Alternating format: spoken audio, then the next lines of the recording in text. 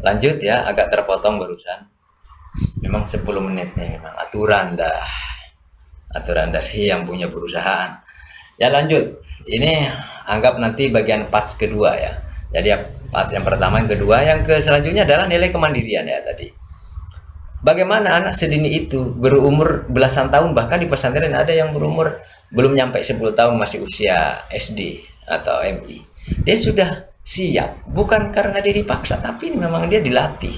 Siap meninggalkan rumahnya. Dia itu masak di pondok, kemudian mengatur keuangan sendiri, mengatur bagaimana menata ke hidupnya sendiri, mengatur jadwal di pondok, kemudian bagaimana dia berinteraksi dengan orang, mengatur makannya, mengatur waktu belajarnya, jauh dari keluarga orang tua yang selama ini mungkin ya menjadi apa pangkuannya, yang menjadi temannya, teman curhat dan seterusnya. Padahalnya dia harus meninggalkan orang tuanya. Dan nilai kemandirian ini penting. Sehingga santri itu biasanya lebih siap, memang ketika dia pulang ke masyarakat lebih siap. Lebih siap untuk terjun karena apa, sudah biasa jauh dari orang tua, jauh dari keluarga. Tetapi orang seperti itu sebenarnya yang memiliki daya juang, militansi, memiliki daya patriotisme. Karena apa? Sudah terbiasa jadinya dilatih mandiri. Karena yang pada dasarnya, pada akhirnya manusia itu mau tidak mau, siap tidak siap, pasti harus mandiri pada akhirnya. Terus bagaimana ketergantungannya? Hanya kepada Allah, itu yang ditanamkan di pesantren. Jadi ya al-i'timad Allah. Nah, bukan bergantung kepada orang. Nah, itu yang selanjutnya adalah yang keempat ini sepertinya ya, adalah kebersamaan ya, kesetiakawanan, kebersamaan atau ikhwah Islamiyah. Ini saya singkat saja. Kebersamaan ini sudah dilatih di pesantren. Jadi makan tabak bersama ya istilahnya. Makan bersama, selalu ada temannya yang sakit ya dijenguk, ada temannya yang sakit ya dirawat bersama-sama. Ada kesetiakawanan ketika dikirim dari orang tua, makan bersama-sama. Di situ di pesantren dibangun kebersamaan. Jadi tidak ada orang perbedaan status sosial, tidak ada perbedaan latar belakang, tidak ada perbedaan suku, bangsa. Kalau agama semuanya sama karena pesantren ada pendidikan Islami, semuanya Islam.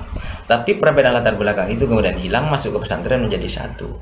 Dan itu ada rasa kebersamaan karena sama-sama satu nasib ya, ditinggal orang tua jauh-jauh. Semuanya tujuannya sama dalam mencari ilmu. Di situ mereka belajar berinteraksi antar budaya, berinteraksi antar suku, bangsa dan seterusnya. Nah, kalau pendidikan multikulturalisme di pesantren sebenarnya sudah berlaku sejak dulu. Artinya apa? Insya Allah para santri itu memiliki rasa kepedulian, merasa toleransi, empati, memiliki tenggang rasa. Karena sudah dilatih sejak dini, bertahun-tahun hidup di pesantren bersama dengan orang yang berwarna-warni. Dari latar belakang status sosial yang berbeda, latar belakang ekonomi yang berbeda, daerah yang berbeda. Tetapi mereka bisa bersatu dengan kebersamaan di bawah asuhan kiai tentunya.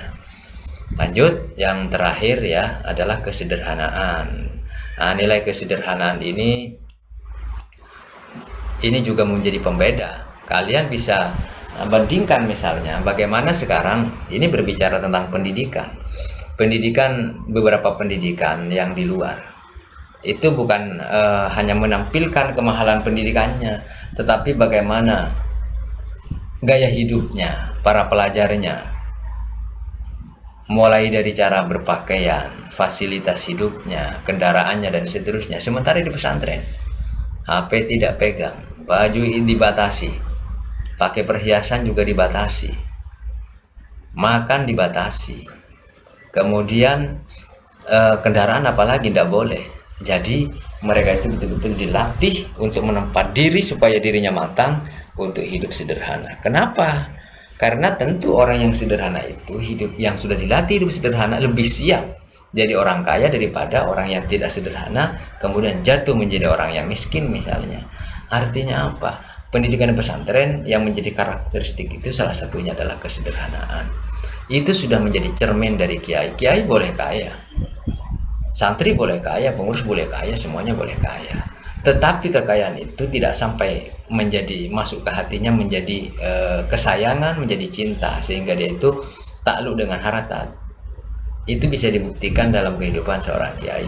Bagaimana kiai walaupun hartanya banyak, dia tetap sederhana dalam bersikap, sederhana dalam berucap, sederhana dalam bertindak, berpakaian. Yang itu menjadi uswah hasanah, menjadi contoh bagi santri.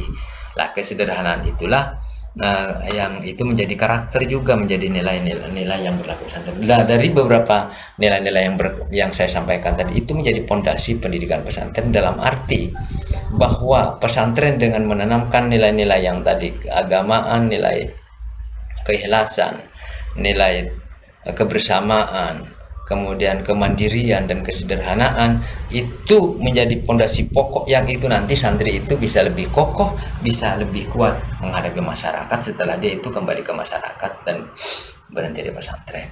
Lah itu beberapa nilai-nilai. Apa pentingnya kemudian nilai itu?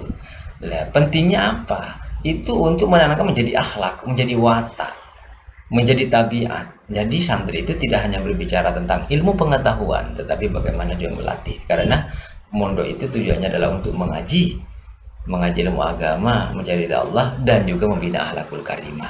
Nah itu yang nanti jadikan media, jadikan sikap dalam berdakwah setelah kembali ke masyarakat. Saya pikir itu dulu ya, para mahasiswa. Mungkin juga ada pemirsa yang lain, viewers yang lain bisa menonton ini, mudah-mudahan bermanfaat dan mudah-mudahan menjadi inspirasi bagi kita. Dan sekalipun bagi yang tidak mondok di pesantren, ya tentu bisa melatih seperti itu. Semuanya memiliki potensi untuk menjadi orang yang agamis, sederhana, mandiri, memiliki rasa kebersamaan. Tetapi ini karena ini adalah konteksnya berbicara tentang nilai-nilai pesantren, tentu saya secara spesifik berbicara tentang pesantren. Kurang lebihnya mohon maaf. Wabillahi taufiq hidayah. Wassalamualaikum warahmatullahi wabarakatuh. Ini nanti kalian ya sudah di apa, ini kok enggak mati-mati, gimana cara mematikannya? Lah ini